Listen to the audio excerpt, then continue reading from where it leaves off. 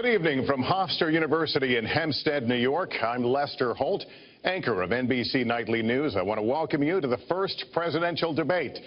The participants tonight are Donald Trump and Hillary Clinton. This debate is sponsored by the Commission on Presidential Debates, a nonpartisan, nonprofit organization. The commission drafted tonight's format, and the rules have been agreed to by the campaigns. The 90-minute debate is divided into 6 segments, each 50 minutes long. We'll explore 3 topic areas tonight: achieving prosperity, America's direction, and securing America.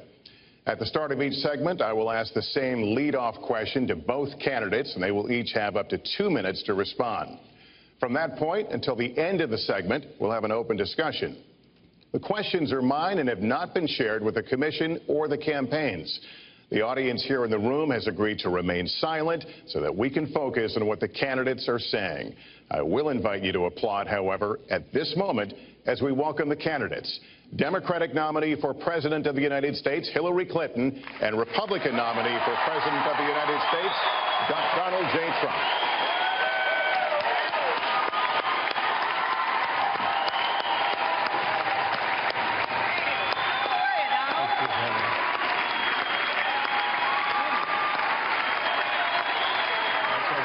Good luck to you.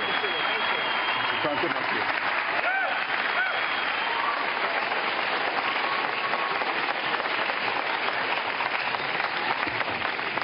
you. Well, I don't expect us to cover all the issues of this campaign tonight, but I remind everyone there are 2 more presidential debates scheduled. We are going to focus on many of the issues that voters tell us are most important, and we're going to press for specifics. I am honored to have this role, but this evening belongs to the candidates and just as important to the American people. Candidates, we look forward to hearing you articulate your policies and your positions, as well as your visions and your values. So, let's begin. We're calling this opening segment Achieving Prosperity, and central to that is jobs. There are 2 economic realities in America today. There's been a record 6 straight years of job growth, and new census numbers show incomes have increased at a record rate after years of stagnation. However, income inequality remains significant, and nearly half of Americans are living paycheck to paycheck. Beginning with you, Secretary Clinton, why are you a better choice than your opponent to create the kinds of jobs that will put more money into the pockets of American workers? Well, thank you, Lester, and thanks to Hofstra for hosting us. The central question in this election is really what kind of country we want to be and what kind of future we'll build together. Today is my granddaughter's 2nd birthday, so I think about this a lot. First, we have to build an economy that works for everyone, not just those at the top. That means we need new jobs, good jobs, with rising incomes. I want us to invest in you. I want us to invest in your future. That means jobs in infrastructure, in advanced manufacturing, in innovation and technology, clean renewable energy, and small business, because most of the new jobs will come from small business. We also have to make the economy fairer. That starts with raising the national minimum wage and also guarantee, finally, equal pay for women's work. I also want to see more companies do profit sharing. If you help create the profits, you should be able to share in them, not just the executives at the top. And I want us to do more to support people who are struggling to balance family and work. I've heard from so many of you about the difficult choices you face and the stresses that you're under. So let's have paid family leave, earned sick days. Let's be sure we have affordable child care and debt-free college. How are we going to do it? We're going to do it by having the wealthy pay their fair share and close the corporate loopholes. Finally, we tonight are on the stage together, Donald Trump and I. Donald, it's good to be with you. We're going to have a debate where we are talking about the important issues facing our country. You have to judge us. Who can shoulder the immense, awesome responsibilities of the presidency? Who can put into action the plans that will make your life better? I hope that I will be able to earn your vote on November 8th. Secretary Clinton, thank you. Mr. Trump, the same question to you. It's about putting more money into the pockets of American workers. You have up to 2 minutes. Thank you, Lester. Our jobs are fleeing the country. They're going to Mexico. They're going to many other countries. You look at what China is doing to our country in terms of making our product. They're devaluing their currency, and there's nobody in our government to fight them. And we have a very good fight, and we have a winning fight, because they're using our country as a piggy bank to rebuild China, and many other countries are doing the same thing. So we're losing our good jobs, so many of them. When you look at what's happening in Mexico, a friend of mine who builds plants said it's the eighth wonder of the world. They're building some of the biggest plants anywhere in the world, some of the most sophisticated, some of the best plants. With the United States, as he said, not so much. So Ford is leaving. You see that, their small car division leaving. Thousands of jobs, leaving Michigan, leaving Ohio. They're all leaving, and we can't allow it to happen anymore. As far as child care is concerned and so many other things, I think Hillary and I agree on that. We probably disagree a little bit as to numbers and amounts and what we're going to do, but perhaps we'll be talking about that later. But we have to stop our jobs from being stolen from us. We have to stop our companies from leaving the United States, and with it, firing all of their people. All you have to do is take a look at Carrier Air Conditioning in Indianapolis. They left, fired 1,400 people. They're going to Mexico. So many, hundreds and hundreds of companies are doing this. We cannot let it happen. Under my plan, I'll be reducing taxes tremendously, from 35% to 15% for companies, small and big businesses. That's going to be a job creator like we haven't seen since Ronald Reagan. It's going to be a beautiful thing to watch. Companies will come, they will build, they will expand, new companies will start, and I look very, very much forward to doing it. We have to renegotiate our trade deals, and we have to stop these countries from stealing our companies and our jobs. Secretary Clinton, would you like to respond? Well, I think that trade is an important issue. Of course, we are 5% of the world's population. We have to trade with the other 95%. And we need to have smart, fair trade deals. We also, though, need to have a tax system that rewards work and not just financial transactions. And the kind of plan that Donald has put forth would be trickle-down economics all over again. In fact, it would be the most extreme version, the biggest tax cuts for the top percent of the people in this country than we've ever had. I call it trumped-up trickle-down, because that's exactly what it would be. That is not how we grow the economy.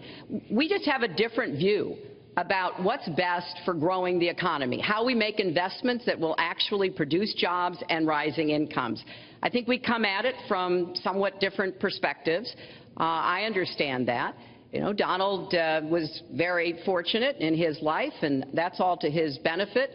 He started his business with $14 million borrowed from his father, and he really believes that the more you help wealthy people, the better off we'll be, and that everything will work out from there. I don't buy that. I have a different experience. My father was a small businessman. He worked really hard. He printed drapery fabrics on long tables where he pulled out those fabrics and he went down with a silk screen and dumped the paint in and took the squeegee and kept going. And so what I believe is the more we can do for the middle class, the more we can invest in you, your education, your skills, your future, the better we will be off and the better we'll grow. That's the kind of economy I want us to see again. Let me follow up with Mr. Trump, if I can. You've talked about creating 25 million jobs, and you've promised to bring back millions of jobs for Americans. How are we going to bring back the industries that have left this country for cheaper labor overseas? How specifically are you going to tell American manufacturers that you have to come back? Well, for one thing, and before we start on that, my father gave me a very small loan in 1975, and I built it into a company that's worth many, many billions of dollars with some of the greatest assets in the world. And I say that only because that's the kind of thinking that our country needs. Our country's in deep trouble. We don't know what we're doing when it comes to devaluations, and all of these countries all over the world, especially China, they're the best ever at it. What they're doing to us is a very, very sad thing. So we have to do that. We have to renegotiate our trade deals. And Lester, they're taking our jobs, they're giving incentives, they're doing things that, frankly, we don't do. Let me give you the example of Mexico. They have a VAT tax. We're in a different system. When we sell into Mexico, there's a tax. When they sell in automatic, 16% approximately. When they sell into us, there's no tax. It's a defective agreement. It's been defective for a long time, many years, but the politicians haven't done anything about it. Now, in all fairness to Secretary Clinton, yes, is that okay? Good. I want you to be very happy. It's very important to me. But in all fairness to Secretary Clinton, when she started talking about this, it was really very recently. She's been doing this for 30 years. And why hasn't she made the agreements better? The NAFTA agreement is defective just because of the tax and many other reasons, but just because of the tax. Let me interrupt just a moment. Secretary Clinton and others, politicians, should have been doing this for years, not right now because of the fact that we've created a movement. They should have been doing this for years. What's happened to our jobs and our country and our economy generally is, look, we owe $20 trillion. We cannot do it any longer, Lester. Back to the question, though, how do you specifically bring back jobs? American manufacturers, how do you make them bring the jobs back? Well, the first thing you do is don't let the jobs leave. The companies are leaving. I could name, there are thousands of them. They're leaving, and they're leaving in bigger numbers than ever. And what you do is you say, fine, you want to go to Mexico or some other country, good luck. We wish you a lot of luck. But if you think you're going to make your air conditioners or your cars or your cookies or whatever you make and bring them into our country without a tax, you're wrong.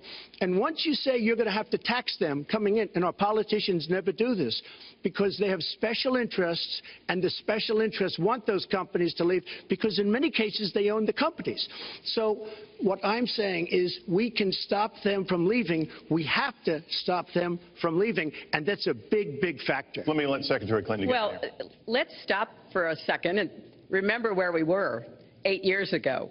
We had the worst financial crisis, the Great Recession, the worst since the 1930s. That was in large part because of tax policies that slashed taxes on the wealthy, failed to invest in the middle class, took their eyes off of Wall Street, and created a perfect storm. In fact, Donald was one of the people who rooted for the housing crisis. He said back in 2006, gee, I hope it does collapse because then I can go in and buy some and make some money. Well, it did collapse. That's called business, by the way. 9 million people lost their jobs. 5 million people lost their homes, and $13 trillion in family wealth was wiped out. Now, we have come back from that abyss, and it has not been easy. So we're now on the precipice of having a potentially much better economy. But the last thing we need to do is to go back to the policies that failed us in the first place. Independent experts have looked at what I've proposed and looked at what Donald's proposed, and basically they've said this, that if his tax plan, which would blow up the debt by over $5 trillion and would in some instances disadvantage middle-class families compared to the wealthy, were to go into effect, we would lose 3.5 million jobs and maybe have another recession. They've looked at my plans and they've said, okay, if we can do this, and I intend to get it done, we will have 10 million more new jobs because we will be making investments where we can grow the economy. Take clean energy. Some country is going to be the clean energy superpower of the 21st century. Donald thinks that climate change is a hoax perpetrated by the Chinese. I think it's real. I do not say that. And I think it's important that we grip this and deal with it, both at home and abroad. And here's what we can do. We can deploy 500 million more solar panels. We can have enough clean energy